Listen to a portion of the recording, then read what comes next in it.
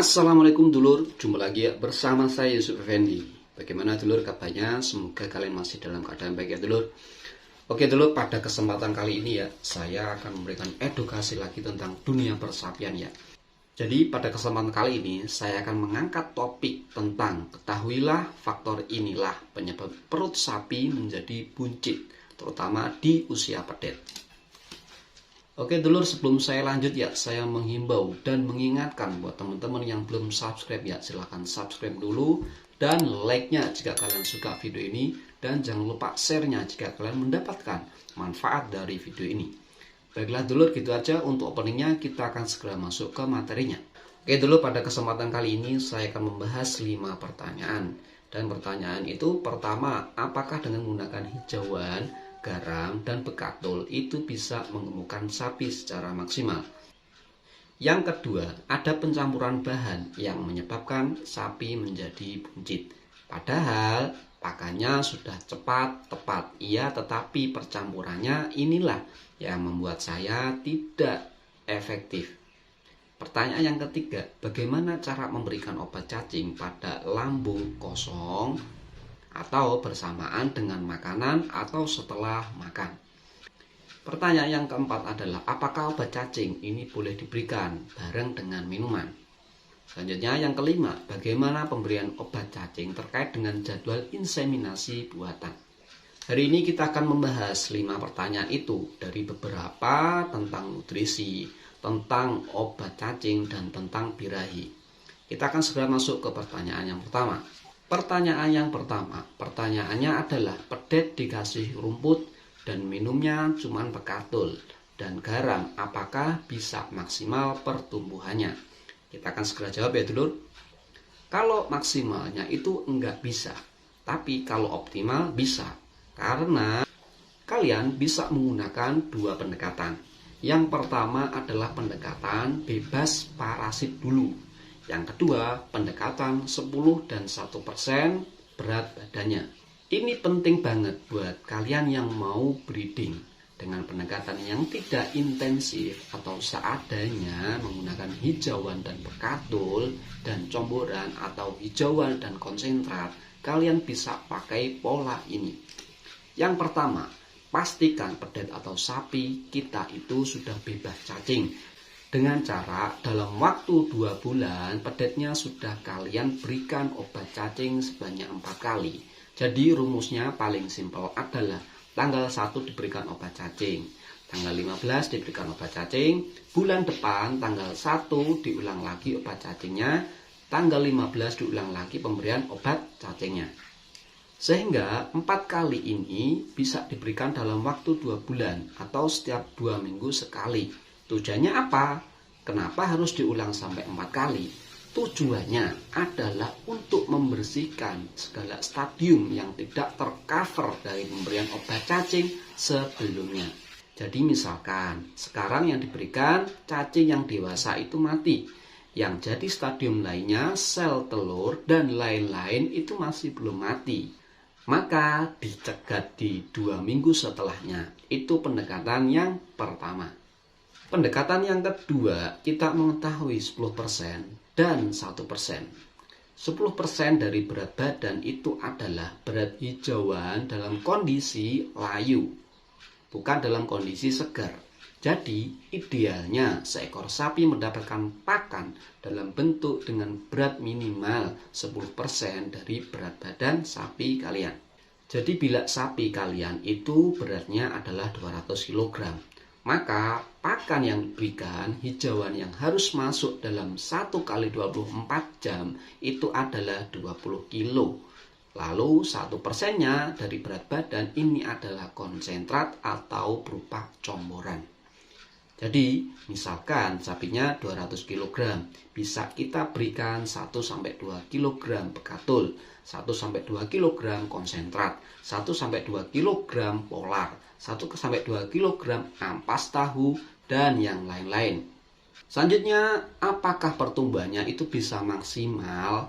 Jawabannya tidak bisa maksimal. Paling tidak bisa baik dan bisa optimal.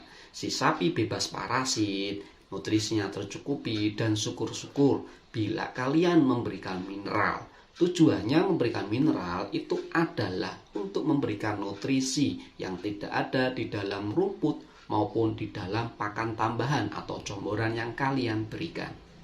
Selanjutnya kita akan beralih ke pertanyaan yang kedua, latar belakang masalah. Beberapa peternak pemula terlalu semangat dalam mencampur makanan. Semua dikasihkan ke sapinya, sehingga yang terjadi malah malnutrisi. Malnutrisi itu bukan kekurangan nutrisi, melainkan malnutrisi adalah mengalami ketidakseimbangan nutrisi. Ada yang berlebihan, ada juga yang mengalami kekurangan. Pertanyaan yang kedua, pedet umur 6 bulan. Pakan rumput gajah kan bagus, ramban juga bagus, comboran polar 2 piring bagus. Nah ini makan kemudian dicampur dengan E4, probiotik, tetes tebu, dan Viterna. Kita akan segera menjawab ya dulur. Hal ini jelas terlalu tumpang tindih perannya. E4, tetes tebu, dan Viterna. Saya gunakan salah satunya saja. Jadi saya tidak akan menyalahkan perannya. Tetapi saya kurang sepakat dengan penggunaan ketiganya secara bersamaan. Karena pasti perannya itu akan menjadi tumpang tindih. E4 dan tetes tebu ditambah Viterna, jadi pilih salah satu saja. Sebenarnya ini sudah bagus, menggunakan rumput gajah, itu pun juga oke. Ramban juga oke ya, ditambah polar, ini sudah bagus banget. Apalagi sapinya sudah diobat cacing. Tetapi penggunaan 3 tambahan inilah yang kurang tepat menurut saya pribadi. Jadi silahkan dipilih, bila menggunakan tetes tebu, gunakan sesuai dengan anjuran yang ada di kemasan. Bila menggunakan Viterna, berikan saja Viterna. Bila menggunakan E4 probiotik, ini silahkan diberikan sebagai bahan campuran, tapi salah satu saja, jangan secara bersamaan. Secara konkret, mengikuti saran dari pertanyaan yang pertama tadi, dalam waktu 2 bulan kalian bisa memberikan obat cacing sebanyak 4 kali. Lalu rumput gajah 10% dari berat badan, polar 1% dari berat badan, dan antara E4, Viterna, dan tetes tebu, gunakan salah satu saja, biar tidak bingung pencernaan dari sapi kalian. Semoga bermanfaat ya, karena sapinya dengan pola seperti itu masih dalam kondisi buncit. Karena nggak seimbang, dan juga seimbang bukan selalu kurang ya. Ada unsur yang berlebihan dan ada juga unsur yang tidak baik. Selanjutnya pertanyaan yang ketiga adalah, jam berapa pemberian obat cacing yang tepat? Sesudah makankah atau sebelum dikasih makan? Kita akan segera jawab ya dulur. Sebelum dikasih makan atau dalam kondisi lambung kosong, itu diantara 2 makan. Misalkan sapi kalian makan 2 kali pagi dan sore, maka berikan siang hari. Jadi dalam posisi lambung kosong dan dalam posisi sebelum makan. Selanjutnya pertanyaan yang keempat adalah, sapi saya kasih obat cacing dengan cara mencampur pakai minumannya. Apakah itu efektif ataukah tidak? Kita akan segera jawab ya dulur. Jawabannya adalah tidak efektif. Obat cacing pastikan itu masuk 1 bolus ya, atau 1/4 bolus atau 1 dosis. Itu masuk ke dalam si sapi. Bila dicampur dengan minuman, pertanyaan sederhananya, kalau enggak habis, berarti dosisnya itu tidak masuk seutuhnya ke dalam pedet atau sapi kalian.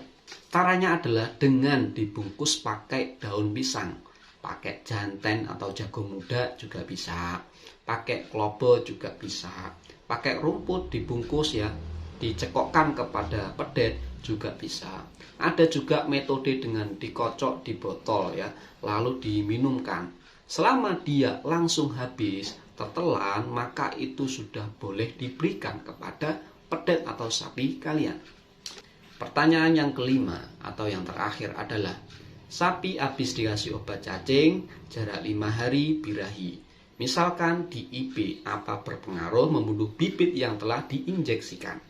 Kita akan segera jawab ya dulur. Obat cacing rata-rata seperti albendazole, okfendazole itu disarankan diberikan 45 hari sebelum dilakukan inseminasi buatan. Tujuannya apa?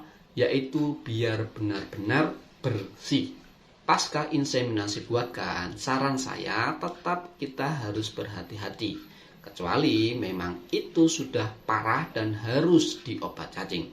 Maka silahkan diobat cacing dengan dosis yang benar-benar terukur dan paling rendah dosisnya.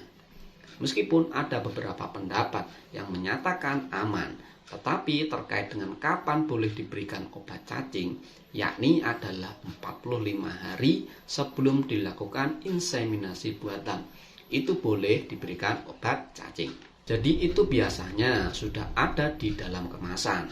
Makanya kalian bisa membeli obat cacing, browsing di Google ya, kandungannya itu apa, indikasinya itu apa, dosisnya itu berapa, kontraindikasi yang enggak boleh seperti apa, dan anjuran pemberiannya itu seperti apa. Jadi kalian harus pahami, cerdas-cerdaslah dalam membeli dan memberikan obat cacing kepada sapi kalian.